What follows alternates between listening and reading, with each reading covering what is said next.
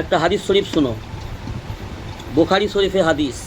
বুখারী শরীফের মধ্যে পাওয়া যাচ্ছে, হজরত আবদুল্লাহ ইবনে ওমর রাদিয়াল্লাহু তাআলা আনহু বর্ণনা করছেন। হজরত আবদুল্লাহ ইবনে ওমর রাদিয়াল্লাহু তাআলা আনহুর ছেলে কি বলছেন? রাসূলুল্লাহ সাল্লাল্লাহু আলাইহি ওয়াসাল্লাম ইরশাদ করিয়াছেন, রাসূলুল্লাহ সাল্লাল্লাহু আলাইহি সাল্লাম বলিয়াছেন, ইসলামের ইমারত 5 জিনিসের উপর কায়েম করা হইয়াছে। রাসূলুল্লাহ সাল্লাল্লাহু আলাইহি ওয়াসাল্লাম বলছেন, ইসলাম একটা ইমারত, মানে একটা বিল্ডিং ধরতে পারো, একটা উদাহরণ দিয়ে বোঝাচ্ছে। ইসলাম হচ্ছে আল্লাহ পাকের একটা বিধান, আর এই বিধান আল্লাহ রাব্বুল আলামিন 5টা জিনিসের উপর, 5টা ভিতের উপর কায়েম করেছে। তো 5টা ভিত কি কি? 1 নম্বর, অন্তর থেকে মুখে প্রকাশ করা, অন্তরে স্বীকার করা আর মুখে প্রকাশ করা, লা ইলাহা ইল্লাল্লাহু মুহাম্মাদুর রাসূলুল্লাহ। অন্তরের অন্তঃস্থল থেকে এই কথাটাকে স্বীকার করা, এর মানে মতলব বুঝে আর মুখে প্রকাশ করা, মুখে সাক্ষী দেওয়া। 1 নম্বর, লা ইলাহা ইল্লাল্লাহু মুহাম্মাদুর রাসূলুল্লাহ, এই বাক্যের, এই কালেমার সাক্ষ্য প্রদান করা, অর্থাৎ এই সত্য কথার সাক্ষ্য প্রদান করা। কথাটা সত্য না? লা ইলাহা ইল্লাল্লাহু মুহাম্মাদুর রাসূলুল্লাহ, এর অর্থ কি? নেই কোনো মাবুদ আল্লাহ ছাড়া, নেই কোনো সৃষ্টিকর্তা আল্লাহ ছাড়া, আর মুহাম্মাদুর রাসূলুল্লাহ সাল্লাল্লাহু আলাইহি ওয়াসাল্লাম আল্লাহ পাকের সচ্চা রসুল এবং আল্লাহর বান্দা। এই আল্লাহ ব্যতীত আর কেহ ইবাদতের যোগ্য নয়, এবং মুহাম্মদ সাল্লাল্লাহু আলাইহি ওয়াসাল্লাম আল্লাহ তাআলার বান্দা এবং আল্লাহ তাআলার রসুল। এটা 1 নম্বর, অন্তরের অন্তঃস্থল থেকে দৃঢ় বিশ্বাস রেখে ইয়াকিনের সঙ্গে, ঈমান ও ইয়াকিনের সঙ্গে মুখে প্রকাশ করা এই কথাটাকে, এটা হচ্ছে ইসলামের প্রথম বুনিয়াদ স্তম্ভ। বুঝে আসছে? দ্বিতীয় স্তম্ভ কি হলো?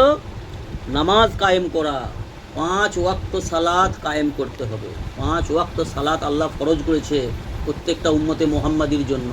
5 ওয়াক্ত সালাত কায়েম করা, সময় মতো নামাজ আল্লাহর কাছে সেজদা করা, নামাজ আদায় করা। বুঝে আসছে? তৃতীয় হচ্ছে কি? যাকাত প্রদান করা। আল্লাহ যাদেরকে মাল দিয়েছে, মাল ধন সম্পদ দিয়েছে অত্যাধিক প্রয়োজনের বেশি, তাদের জন্য আল্লাহর হুকুম রয়েছে গরিব, মিসকিন, অসহায়, কমজোরদের সহযোগিতা করা, যাকাত প্রদান করা। 3 নম্বর। 4র্থ নম্বর হচ্ছে মালদারদের জন্য এটা আল্লাহ ফরজ করেছে, জি, হজ করা।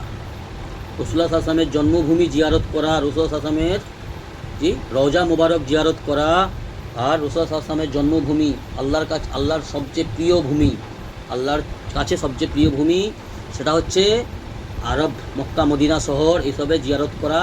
হজের যে সমস্ত তরিকা আছে, সিস্টেম আছে, সেগুলোকে সঠিকভাবে পালন করা, এটা হচ্ছে মালদারদের জন্য আল্লাহ ফরজ করেছে। আর 5ম নম্বর হচ্ছে প্রত্যেকটা মুমিন মুসলমানদের জন্য ফরজ রমজানে রোজা রাখা। 12 মাসের মধ্যে 11 মাস খাও দাও, আল্লাহর নেয়ামত উপভোগ করো, আর 5 ওয়াক্ত সালাত আদায় করো, অন্যান্য সমস্ত সুন্নতের ইহতেমাম করা, কিন্তু বছরে 1 মাস রমজান মাসে রোজা রাখা, সবের জন্য আল্লাহ ফরজ করেছে। কথা বুঝে এসেছে? তো এই 5টা বুনিয়াদের উপরে ইসলাম কায়েম। তো এই 5টা বুনিয়াদ যে মানবে সে ইসলামের মধ্যে দাখিল হলো। এবারে আমাদের কর্তব্য আমাদের ঈমানকে বাড়ানো আর বাড়ানোর চেষ্টা করতে হবে।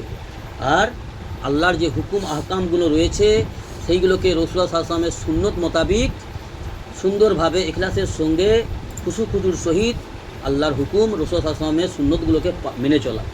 কথা বুঝে আসছে? এইগুলো হচ্ছে আল্লাহ পাকের হক রয়েছে আমাদের উপরে, যেহেতু আমরা আল্লাহর গোলাম, তাই না? আমাদের উপরে আল্লাহ পাকের অনেক রহম রয়েছে, অনেক করুণা আমাদের উপর, আল্লাহ পাকের অনেক দয়া করেছে আমাদেরকে আল্লাহ। তো সেই সূত্রে আল্লাহ পাকের হক রয়েছে আমাদের উপরে। আমাদের কর্তব্য এই সমস্ত কথাগুলোকে, আল্লাহ পাকের এই সমস্ত বিধানগুলোকে মেনে চলা, রাসূলুল্লাহ সাল্লাল্লাহু আলাইহি ওয়াসাল্লামের কথাগুলোকে আমাদের মেনে চলা আমাদের জন্য কর্তব্য, প্রত্যেকটা উম্মতের জন্য, প্রত্যেকটা নর ও নারীর জন্য, মুসলমান নর নারীর জন্য। আল্লাহ আমাদের তৌফিক দান করুন, আল্লাহুম্মা আমিন। দিন ইসলামের বুঝ দান করুন, দিন ইসলামের উপর জীবন অতিবাহিত করার তৌফিক দান করুন। আল্লাহ আমাদের ইমানের সহিত মওত দান করুন, আল্লাহুম্মা আমিন। সুবহানাল্লাহি ওয়া বিহামদিহি, সুবহানাকা আল্লাহুম্মা ওয়া বিহামদিকা, নাস্তাগফিরুকা ওয়া নাতুবু ইলাইক। সুবহানা রাব্বিকা রাব্বিল ইজ্জাতি আম্মা ইয়াসিফুন ওয়া সালামুন আলাল মুরসালিন, আলহামদুলিল্লাহি রাব্বিল আলামিন।